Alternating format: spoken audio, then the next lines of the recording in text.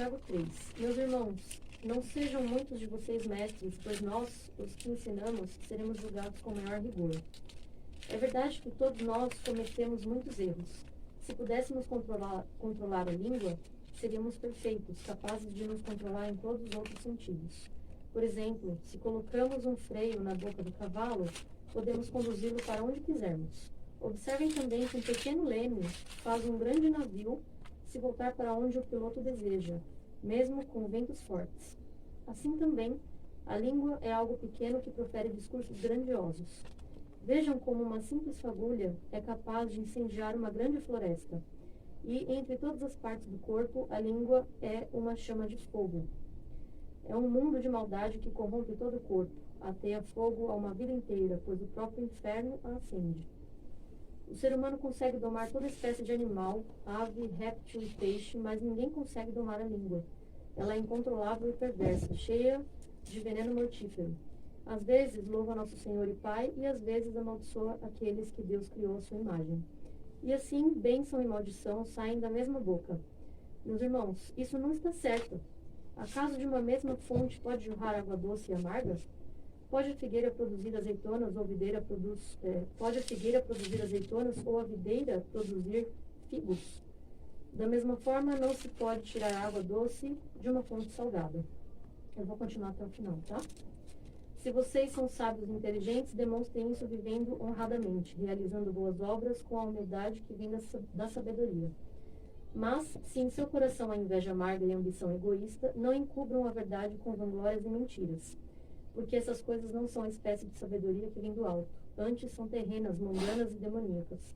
Pois onde há inveja e ambição egoísta, também há confusão e males de todo tipo. Mas a sabedoria que vem do alto é, antes de tudo, pura.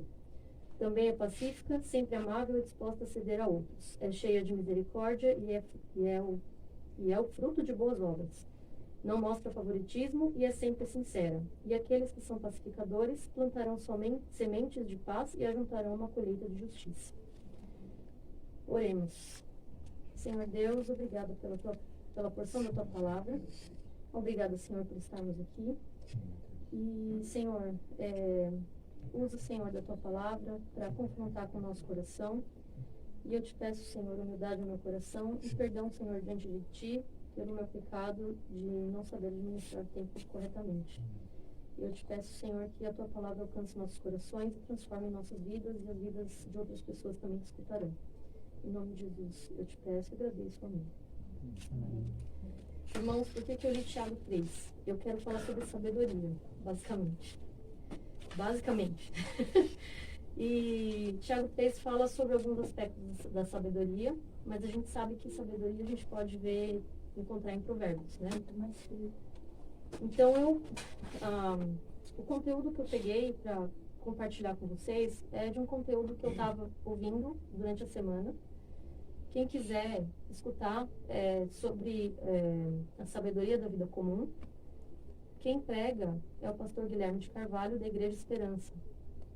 E ele tem essa série de sermões sobre a sabedoria da vida comum. E eu peguei referência de lá, né? E aí eu queria que os irmãos acompanhassem comigo o raciocínio, porque durante a semana eu levei cada lapada do Espírito Santo, e ainda assim os irmãos viram que é difícil para eu aprender, né? Porque eu cheguei atrasada. Então vocês vão entender o que eu estou falando. Bom, como indicação de leitura que eu deixo para os irmãos sobre sabedoria, a gente tem a carta de Tiago, né? E Provérbios. E minha mãe falava para mim que Provérbios tem 31 capítulos e é um capítulo para cada dia do mês, certinho, né? Então a gente precisa de sabedoria para viver a vida. E a vida cotidiana, a vida do dia a dia. A gente precisa disso. Então não é à toa que Deus deixou 31 capítulos em Provérbios. Eu coloquei tudo em tópicos, espero que o Senhor me ajude a fazer com que os irmãos entendam o que eu vou falar. Então, enumerei as fontes da sabedoria, das quais fazem parte da nossa vida, e vocês vão ver que Isso está muito, muito no nosso cotidiano. Que a gente precisa muito pedir e buscar e desejar a sabedoria que vem do alto, porque tudo que a gente faz praticamente, as escolhas, o que a gente fala, tudo, tem que ter o discernimento da sabedoria do Espírito Santo. Então, dentre as fontes da sabedoria está o coração, está a nossa língua, estão as nossas mãos, o juízo para as coisas, o tempo, por isso eu falei que vai servir como exemplo, vocês lembrem de mim quando eu falar de tempo, e o perdão também faz parte, tá? E lá nos sermões da igreja existem outros tópicos também, mas, gente, é muita coisa, é rico demais, a gente, se vocês tiverem oportunidade, assistam. Então, sobre as fontes da sabedoria, eu vou começar a falar sobre o coração, daqui dos que eu enumerei. O coração, na verdade, é a fonte de onde vêm todas as outras ações do nosso corpo. É do coração que começa, né? E o que eu queria que os irmãos guardassem é que a sabedoria que vem de Deus, ela traz paz, ela é pacífica. Ponto. É isso que a gente precisa saber. De todas as outras ações, de todas as outras esferas da vida que a gente vai usar a sabedoria, tem que saber que a sabedoria que vem do alto, ela traz paz. E a sabedoria a gente usa em vários lugares, nos confrontos, quer dizer, a sabedoria, na verdade, ela traz confrontos, né? Ela está sempre, o nosso coração está sempre lutando com a realidade, lutando com as coisas, lutando com o pecado, né? Então a gente está sempre em confronto e na inimizade com Deus. Então, a sabedoria traz confronto e traz também não só da gente com Deus, como nós aqui, um com o outro, né? Dentro de casa também, pais, filhos, né? Então, assim, a sabedoria também está no ensino e para que a gente possa começar a saber de onde, o estado que a gente tem que estar do coração, a transformação do coração para um coração manso. Então, o que eu quis dizer com isso? A sabedoria que vem do alto, primeiro ela é pacífica e transforma o nosso coração num coração manso. Isso a gente pode lembrar de Jesus falando em Mateus, né? Mateus capítulo 5. Porque o que a sabedoria vai fazer com os mansos? Quer dizer, o mundo está aí buscando poder, né? Buscando conhecimento intelectual, buscando conhecimento e sabedoria terrena, mas Jesus fala lá em Mateus 5 que quem vai herdar a terra? Os mansos herdarão a terra. Os que são humildes de coração herdarão a terra.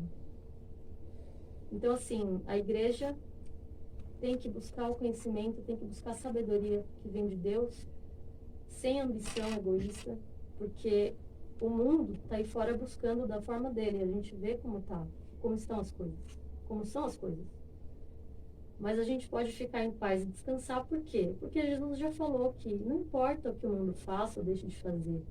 Porque lá em Mateus 5, Jesus fala que os mansos herdarão a terra. Então esse é o nosso estado de coração, mansidão. Coração manso, para buscar a sabedoria que vem de Deus, que traz a paz. A gente tem que ter uma noção correta da vida com Deus, que envolve 3 fontes básicas da nossa vida, que é a opinião, a nossa mente. A gente tem que ter sabedoria para ter opinião, sabedoria para praticar, para usar as mãos, e sabedoria no sentimento, no coração. E o que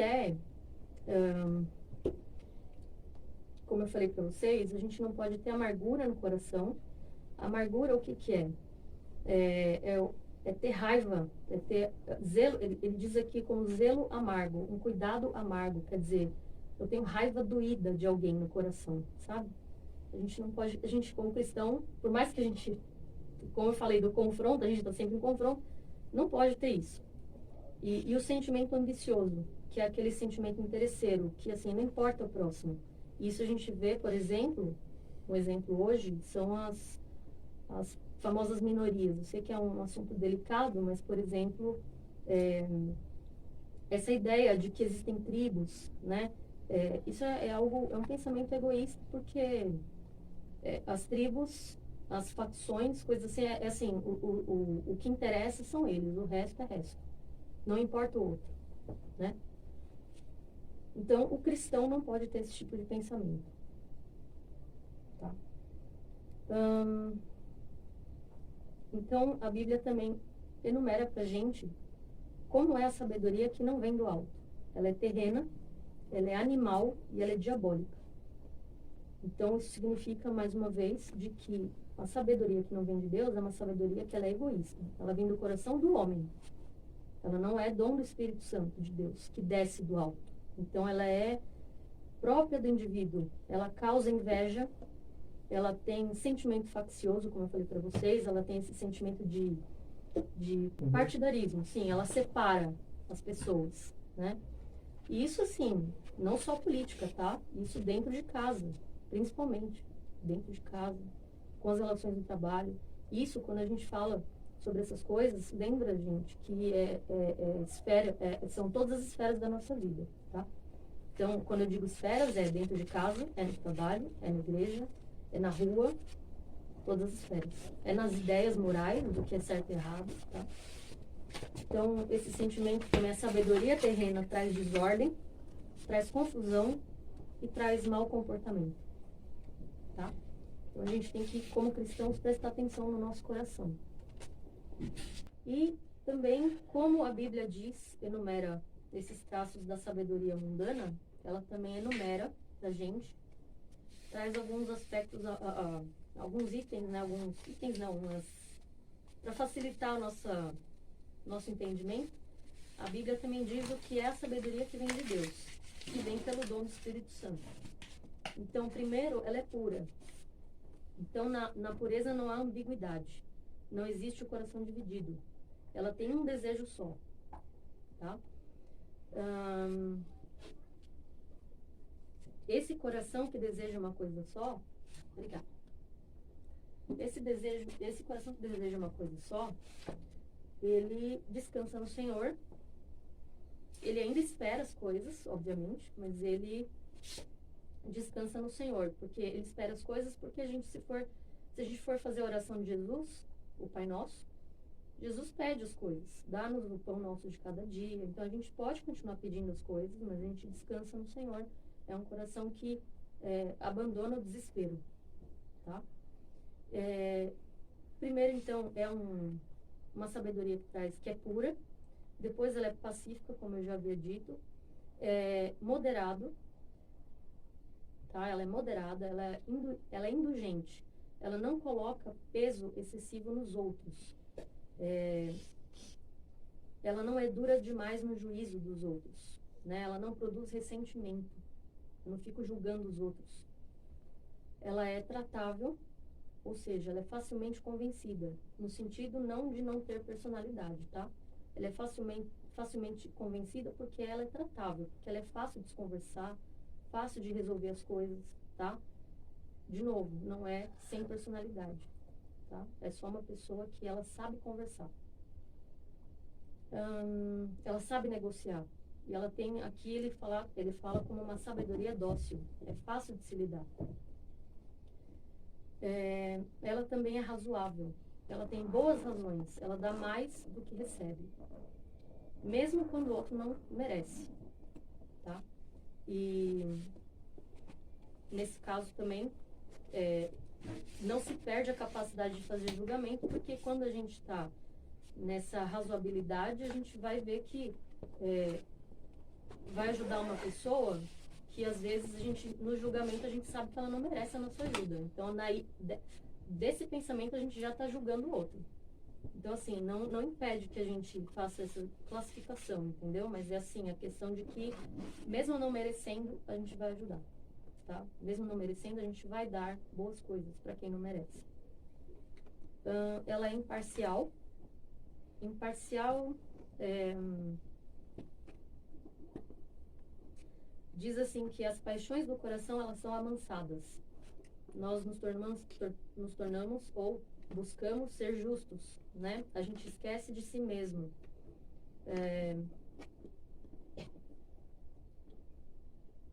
a gente não fica do lado de alguém porque gosta de alguém, né? Nós não somos passionais. Nós temos o amor de Deus, tá?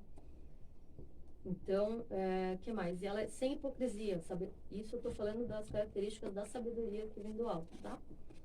A sabedoria também é sem hipocrisia, ela é honesta, ela não tem segundas intenções. Ela confronta sem perder o controle, como Jesus confrontou os discípulos, né? Sem perder o controle. Não é uma pessoa sem opinião e tem uma despretensão em relação ao outro, tá? Então, essas são as características da sabedoria que vem do alto. Então, agora eu falei do coração, que é o cerne de todas as coisas. Agora eu vou falar da língua. Usar a língua com sabedoria. Então, a gente pode... o controle da língua é o exemplo lá de Tiago. Aliás, Tiago diz que é importante nós controlarmos a língua, né? Que quem controla a língua controla a vida inteira. Isso é algo meio, né? Todo mundo faz aquela coisa, né? Putz, é difícil, né? Então a gente tem a necessidade, como cristãos, ainda mais, né? Como cristãos, de controlar a língua. E o que seria o mau uso da língua? Né? O que seria o mau uso da palavra? Seria o propósito de ferir o outro, ou si mesmo também, por que não? Humilhação, depreciação, constrangimento, exposição desnecessária, porque existe a exposição necessária, porque ela aparece quando há sabedoria. Quando não há, a exposição é desnecessária. Gritaria, discussões inoportunas. Uma discussão entre amigos com sabedoria não tem problema nenhum, né? Mas no sentido da tolice, é uma discussão que ela é inoportuna. E em Provérbios 18 diz que o mau uso da língua determina o nosso destino. Quer dizer, a língua determina o nosso destino e o mau uso dela, então a gente vai colher o que a gente plantou com a língua no futuro. Isso Deus fala em Provérbios 18. Então é algo realmente grave, tá? E Tiago fala que a língua é como fogo.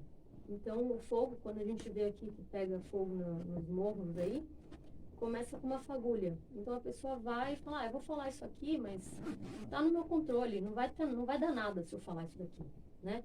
Só que o que acontece? Começa com a fagulha. E aí, da fagulha, a pessoa, quando ela fala a palavra, dali, depois do que ela falou, ela não tem mais controle, porque pode virar um incêndio. E aquele incêndio vai fazer o quê? Vai trazer consequências que estão totalmente fora de controle de muita gente, inclusive, não só dela. E isso é ainda pior porque é alimentado pelo inferno. Isso a Bíblia fala. É alimentado pelo inferno.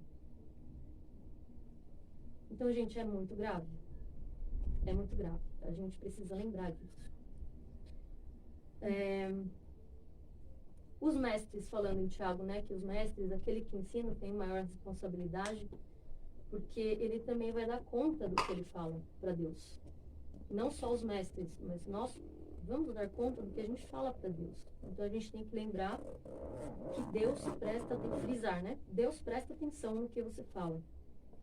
E eu tenho aprendido com a igreja aqui, porque eu vim de uma batista tradicional em que formalidade é muito importante, né? A gente não pensa muito na palavra, né? Na língua, no que se fala, no que se determina, né?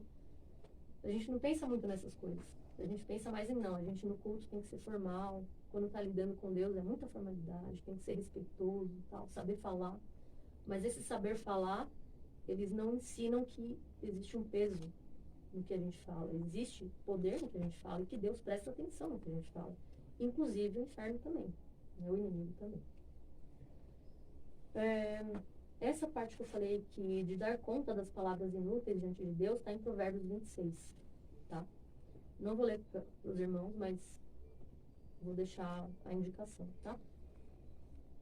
Pela língua, pela palavra, pela forma que a gente fala, a gente pode sinalizar caráter, a gente pode sinalizar para a pessoa se existe ou não controle, domínio próprio e controle da vida. Para vocês verem como a forma como a gente fala, ela demonstra muita coisa do que a gente é, né? Do nosso coração. E em Provérbios 4:23 fala que se a língua é contaminada, o coração é. Então, antes da língua ser contaminada, o coração já está contaminado, né? Então, não basta só, não vou falar isso. A gente tem que lembrar que se eu estou falando besteira, algo de errado está no meu coração, né? E aí, assim, como que a gente controla a língua? Aí, eu fiquei chateada quando eu ouvi assim, não tem como. Não tem como controlar a língua. Primeiro, a gente precisa domar o coração.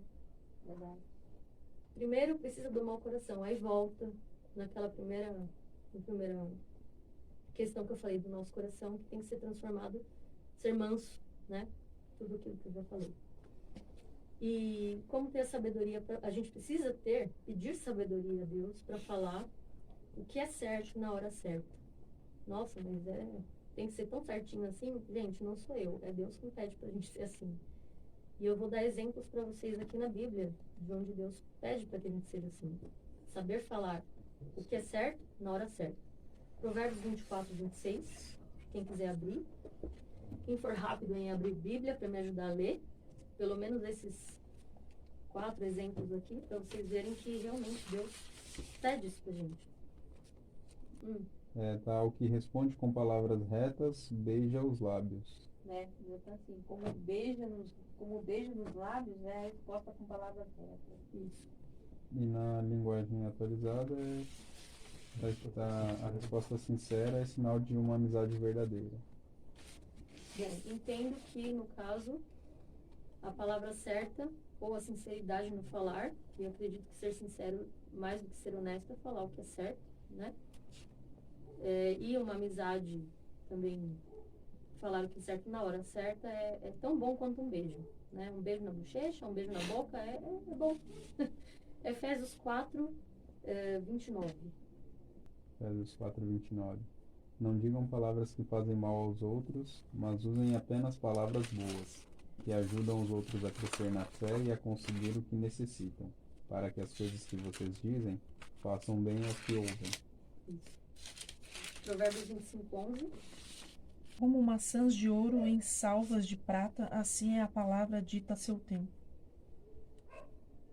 E eu vou ler aqui Provérbios 15:23.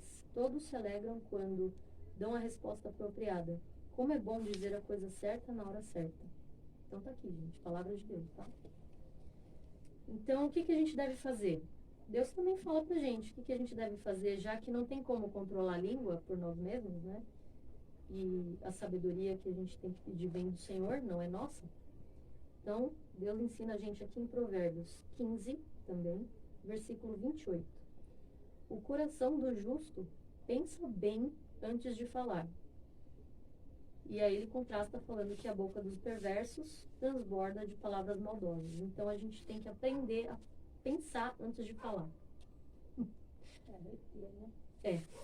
Tem que aprender a esperar. Esperar quando falar.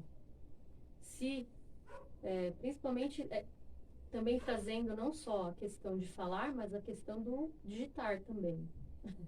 Porque ali também existe comunicação, então a gente está falando para outras pessoas.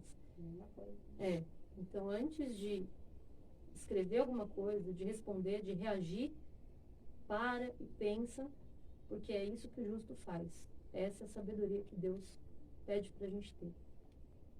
Antes de falar, pensa. E, exemplo, a gente tem que imitar Jesus. Jesus, quando confrontou os discípulos de novo, ele falou a coisa certa na hora certa.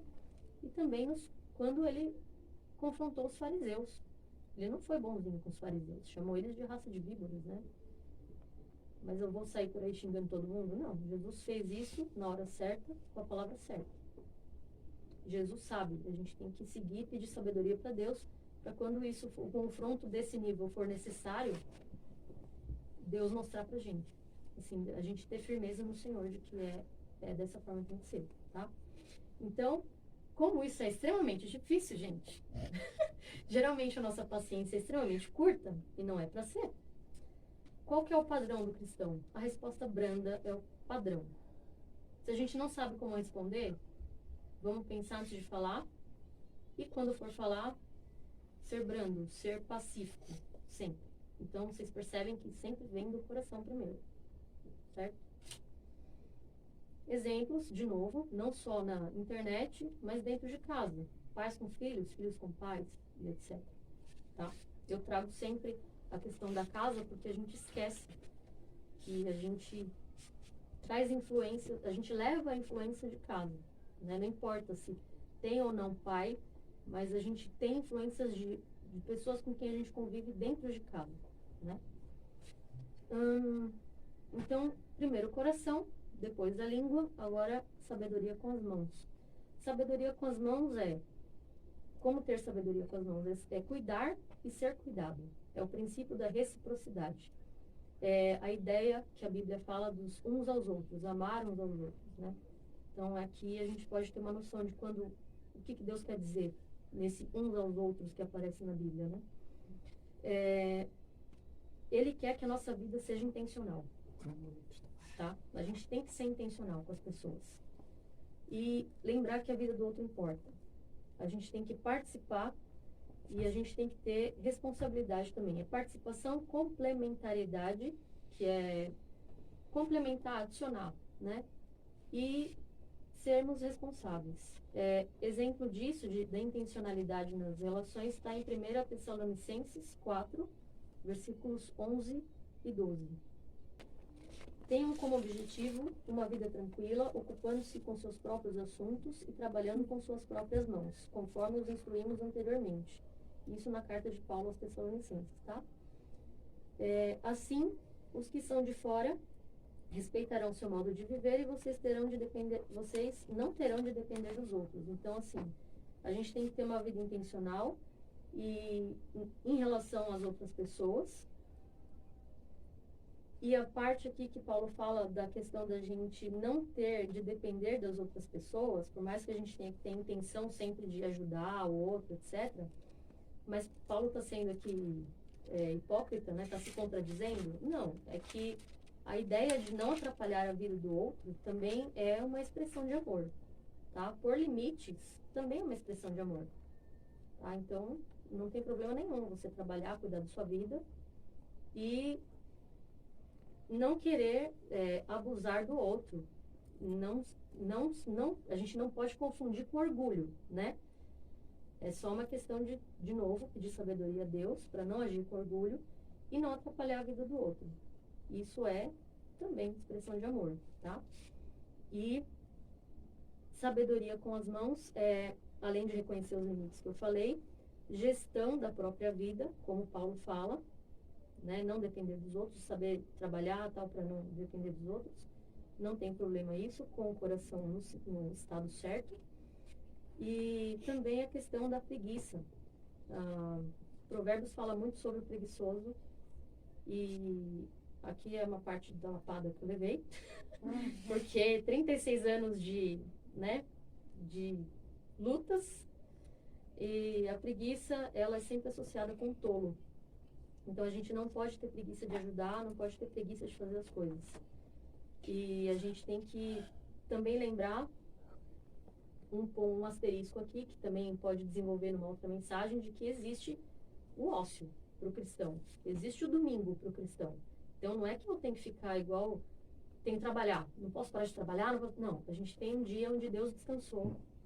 E Ele mostrou que o ócio, ele é bom. Mas, de novo, com sabedoria. Então, a gente tem que saber valorizar o ócio. Não ser preguiçoso, mas saber valorizar o ócio, tá? O ócio é o estado de não fazer nada, né?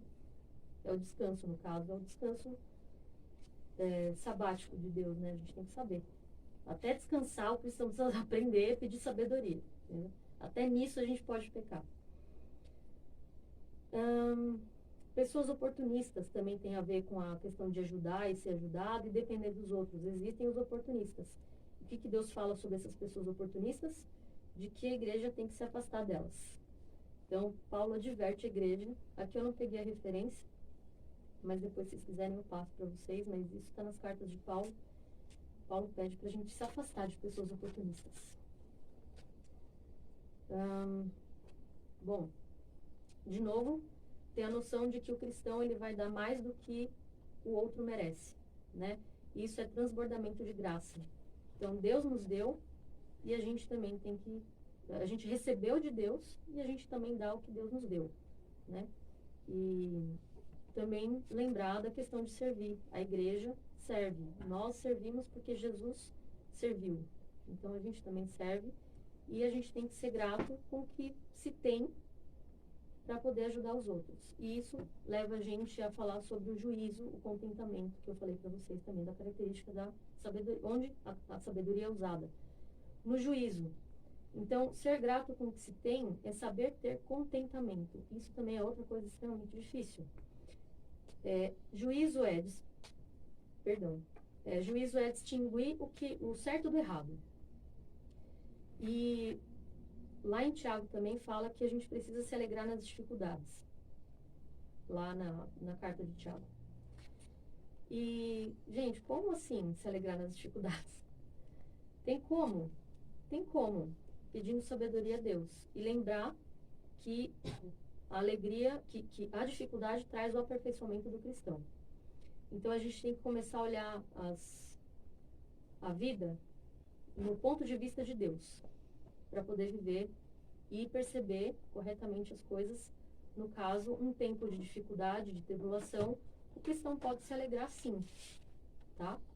E como que eu posso fazer isso? A gente tem que orar pedindo a Deus. E um exemplo disso, de como a gente pede a Deus, por sabedoria, Tiago 1, de 2 a 8. Meus irmãos, considerem motivo de grande alegria sempre que passarem por qualquer tipo de provação, pois sabem que quando sua fé é provada, a perseverança tem a oportunidade de crescer. E é necessário que ela cresça, pois quando estiver plenamente desenvolvida, vocês serão maduros e completos, sem que nada lhes falte. Se algum de vocês precisar, aqui a gente presta atenção. Se algum de vocês precisar de sabedoria, peça a nosso Deus generoso e receberá. Ele não os repreenderá por pedirem, mas, quando pedirem, façam-no com fé, sem vacilar, pois aquele que duvida é como a onda do mar, empurrada e agitada pelo vento. Ele não deve esperar receber coisa alguma do Senhor, pois tem a mente dividida e é instável em tudo que faz. Então é difícil, né, gente? Então a gente tem que saber distinguir o certo do errado, usar o nosso juízo com sabedoria. E no contentamento a gente tem que saber se alegrar nas dificuldades, porque isso traz perseverança. E precisamos da sabedoria de Deus, a gente precisa orar. E não é só orar, a gente tem que orar crendo que Deus é um Deus que é generoso. Porque se a gente orar duvidando, sem saber o que a gente quer e sem saber quem é o nosso Deus, e Ele é generoso, Ele não vai dar sabedoria. Não é só orar e pedir, é orar com fé. Não é fácil, gente. E o que significa ser vacilante, quando Paulo fala aqui, Tiago, desculpa, quando ele fala aqui sobre ser vacilante? Tem outras Bíblias que falam sobre ânimo dobre. Quer dizer, duas almas. Não saber o que quer. Aí a gente volta lá no início. Sobre a pureza de coração, a gente sabe, o puro de coração sabe o que quer. O cara que é perverso, ele está sempre em dúvida e não sabe o que quer. Então isso é ser instável. E a sabedoria precisa ser desejada, buscada como ouro, tá? Então não é fácil. A gente tem que orar com fé e persistentemente, sem parar, assim, tem que ser algo constante na vida do cristão, sempre pedir. Porque além de ser dádiva de Deus, porque ela vem do alto, mas a gente também tem a nossa parte de buscar incessantemente pela sabedoria em oração com fé, né? Que mais? O tolo, ele não valoriza o que tem. A diferença sobre o contentamento é que o tolo, ele não valoriza o que ele tem. Que mais? Para não me alongar tanto, que eu já me alonguei. Agora eu vou entrar na parte do tempo, porque assim, a questão do contentamento é também uma outra coisa que pode ser um sermão só sobre contentamento, que é algo muito bonito que Deus ensina pra gente, sabe? Contentamento é algo gratificante quando a gente vê Deus ensinando no nosso coração a se contentar. Estarmos contentes com o que a gente tem, né? Não ficar desejando coisas impossíveis, mas estar contente com o que se tem. Isso é incrível.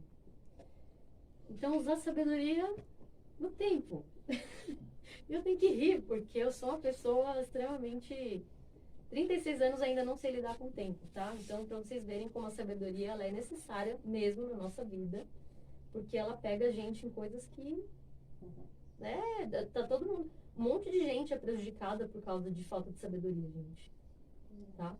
Não é algo assim, não se toca. Tá aqui, acontecendo agora. Aconteceu hoje.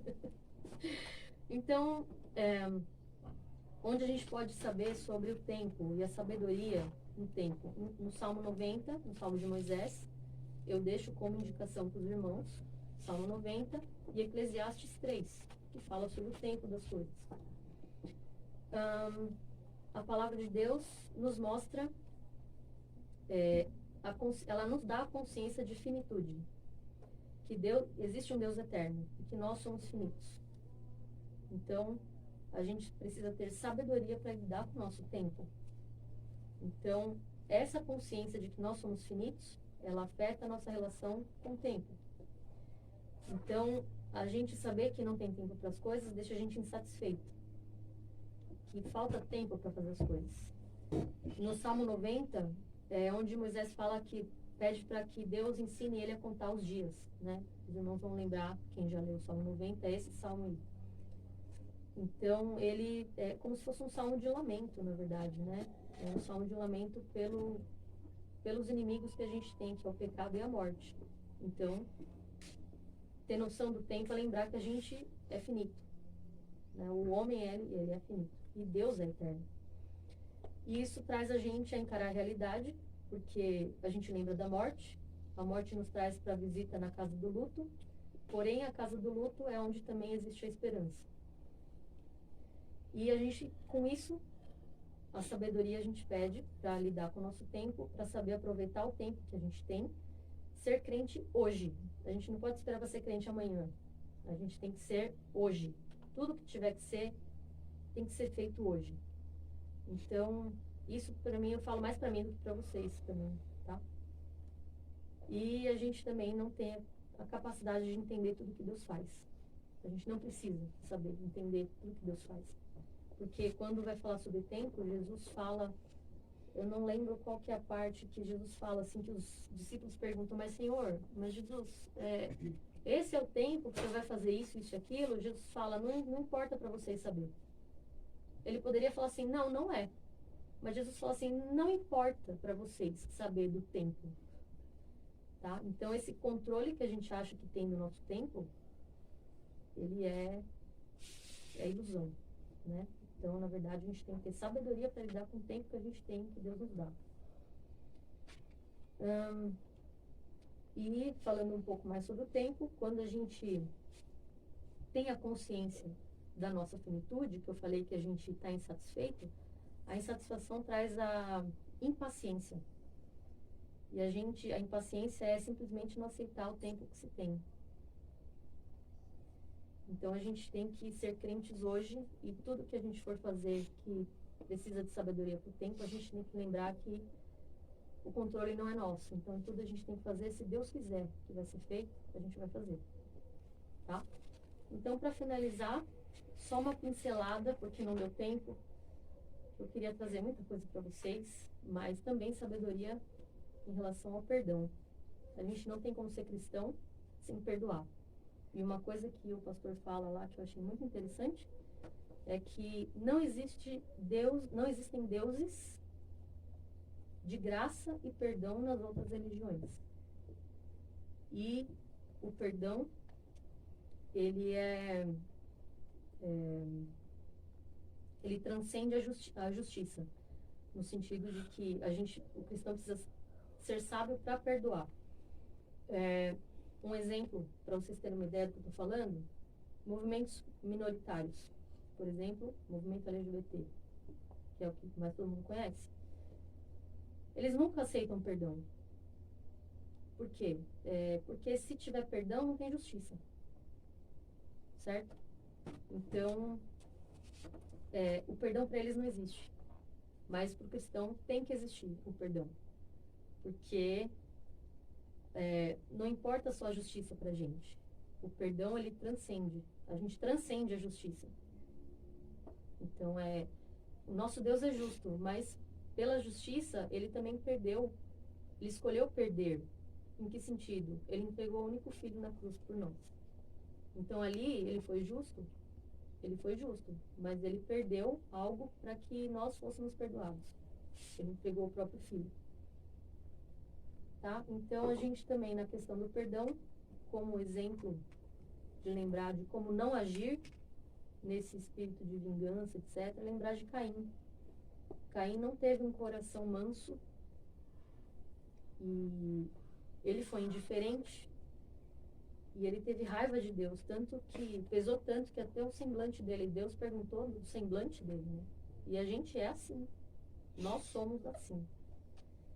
Então Deus fala, você pode lidar com isso, isso que você tem. O seu semblante não vai mudar se você fizer o que é certo. Mas ele não quis fazer, ele foi lá e se vingou, usou a sabedoria do próprio coração. Deus falou assim, mas você pode ter sabedoria, fazer o que é certo. Eu estou aqui do seu lado, conversando com você. Mas ele escolheu não fazer. Então a gente, quem quiser lá no Gênesis, está lá a história de Caim e Abel, para saberem o que aconteceu. Tá? Então basicamente era isso que eu queria falar para os irmãos, sobre a importância da sabedoria para a igreja, para vocês perceberem que a sabedoria ela está em todas as esferas da nossa vida, em todos os lugares, todas as horas. E ela começa no cerne do nosso coração, onde nada alcança. Só o Espírito Santo de Deus alcança. Então a gente tem que orar incessantemente pedindo por sabedoria de Deus. E eu queria terminar com a oração pedindo isso de Deus para nós. Senhor, nosso Deus, obrigada mais uma vez. Te agradeço pela tua palavra. Te agradeço, Senhor, pela sabedoria que vem de ti. E te agradeço, Senhor, porque o Senhor nos ensina que a sabedoria é dom do teu Espírito, que o Senhor nos dá, mas que nós também precisamos buscar, desejar com o nosso coração e sermos persistentes nisso. O Senhor nos ensina a como lidar com a falta de sabedoria. O Senhor nos dá a oportunidade de termos o coração transformado pelo poder do teu Espírito. Então nos ajuda, Senhor, a prestar atenção nessas coisas. Prestar atenção no que a gente fala, no estado de espírito, no estado do nosso coração. Que a gente possa realmente levar, Senhor, a tua palavra para a nossa vida. Não só em conhecimento, mas também em prática. Para que a tua igreja faça a diferença e leve esperança para as pessoas. Para que as pessoas vejam que existe algo diferente na nossa vida. E que elas possam ter também o mesmo desejo que a gente tem, que elas também tenham o desejo de te buscar, Senhor. Que até isso a gente tem que pedir sabedoria para o Senhor. Então nos ajude, Senhor, nos livre de nós mesmos, nos ajuda, Senhor, a sermos humildes perante o Senhor e perante os nossos irmãos, perante os nossos amigos e as pessoas do mundo. E lembrar que a tua igreja carrega uma responsabilidade muito grande de levar o teu reino, Senhor. E que o teu reino não é bagunça, não é desordem, não é briga, não é gritaria, mas é paz. É paz, justiça e sabedoria para ter tudo isso, Senhor. Eu te peço, em nome de Jesus, teu Filho, que vive e reina contigo, e o Espírito Santo, um só Deus, hoje e sempre. Amém.